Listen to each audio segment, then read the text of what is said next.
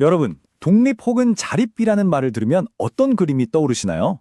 아마 많은 분들이 혼자 힘으로 꿋꿋하게 모든 걸 해내는 모습을 생각하실 텐데요. 오늘 우리는 바로 그 생각에 아주 흥미로운 질문을 던지는 한 철학에 대해 이야기해 보려고 합니다. 한 사람의 아주 깊은 고민에서 시작된 두립 철학의 탄생 이야기, 지금부터 함께 따라가 보시죠. 모든 건 정말 가슴 아픈 이 한마디 질문에서 시작됐습니다.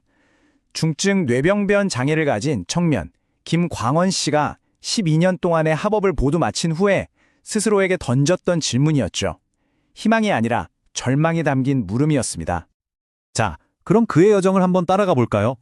절망에서 시작해서 완전히 새로운 철학을 세우기까지 이 5단계를 거치면서 아주 극적인 변화를 겪게 됩니다. 네, 첫 번째 장인데요. 그의 이야기는 정말 깊은 절망과 방황의 시기에서 시작됩니다.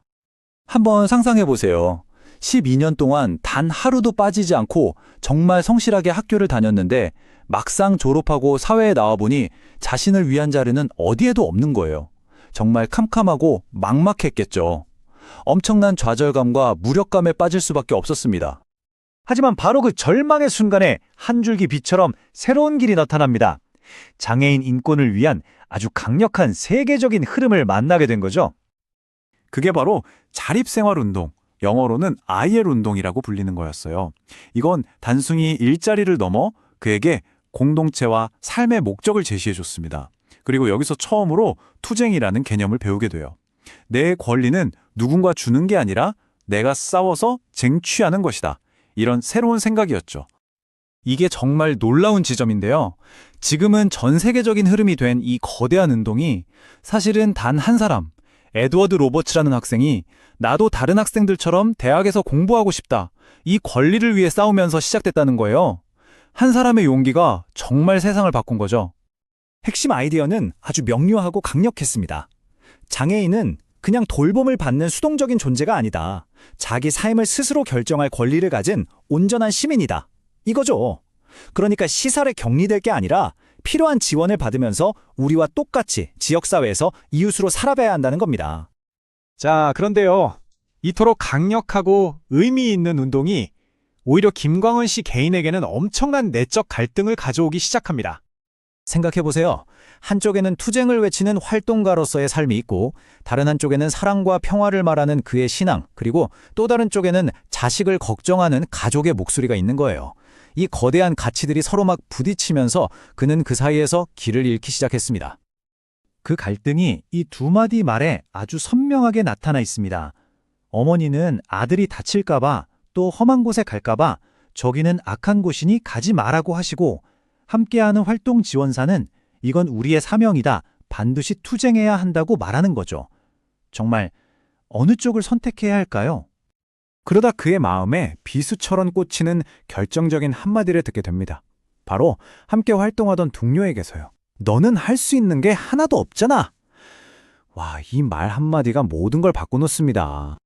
이건 단순히 그냥 서운한 말을 넘어서서 자신의 존재 자체, 그리고 자신이 가진 꿈과 소명까지 전부 부정당하는 느낌이었을 겁니다.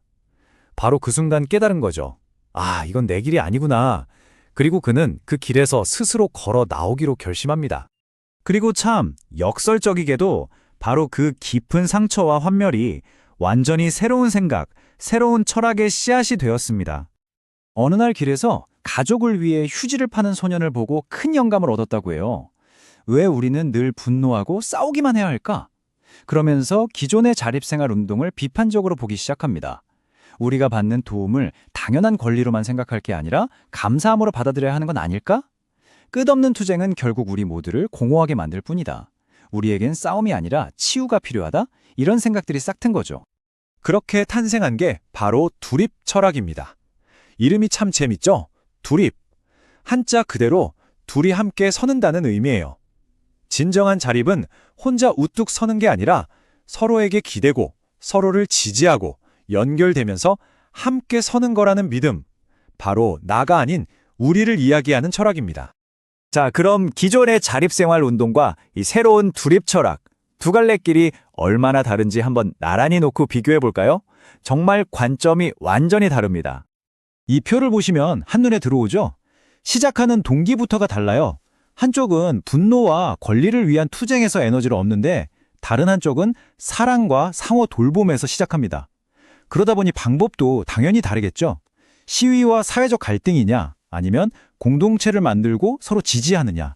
제가 보기에 가장 큰 차이는 바로 타인을 보는 관점 같아요.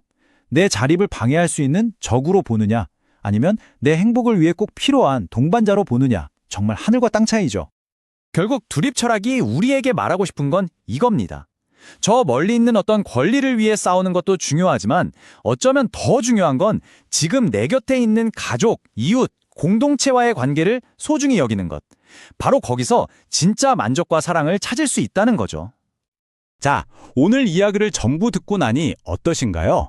여러분에게 진정한 자립이란 무엇인가요?